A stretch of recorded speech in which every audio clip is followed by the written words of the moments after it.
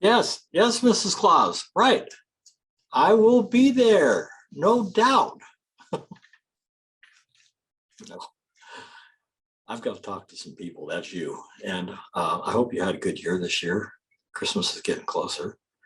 And I want to tell you that last year, rough year, I came in all beat up. I was tired. Mrs. Claus had a party in the door. And she said, the elves want you to tell them a story. I said, I tell them a story all the time. And she said, no, they really want to hear from you. And I said, okay, what am I going to tell them? And then I remembered something. This was something that happened in 1914. I remember flying that night. We had the whole team there, Dasher, Dancer, Prancer, Vixen, Comet, Cupid. We're all up there with Rudolph, of course, and we're up about 45,000 feet. And we're making pretty good time, and it's very quiet up there, very peaceful, very quiet.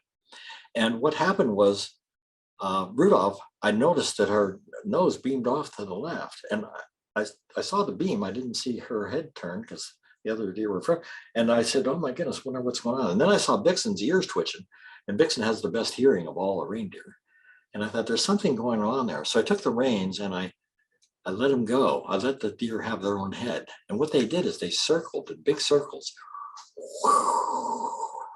very quietly, and they came down over this battlefield, this no man's land, where the French and the British have been fighting trench warfare. Now, you know what the trench warfare is, that there's a trench right here about 8 or 10 feet deep, another trench over here 8 or 10 feet, maybe separated by 10, 15 yards, maybe 100 yards, and in between barbed wire and no man's land. And it's just a terrible, terrible thing. And of course, from the trenches, you know, one would take a hand grenade and throw it over this way, and somebody would throw it over that way. And that's just the way that the warfare went. But this was Christmas Eve, and I didn't hear anything.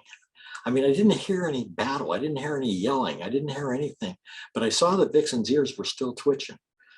And then I thought, let me listen here. Let me listen.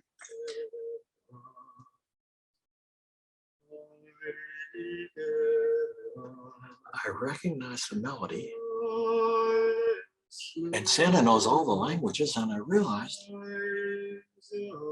that was Silent Night in German. Some German boy had opened his mouth and his heart, and on Christmas Eve was singing Silent Night. And then the British caught on, and they started singing in the middle of the night in English, Silent Night. And then out of nowhere, a package came flying over, not a hand grenade, but a package of some fruitcake. And another package came over from the other side, and it was cookies. These were all things that came from home. They were sharing their gifts that they got from their families with each other. And then one by one, they started climbing up.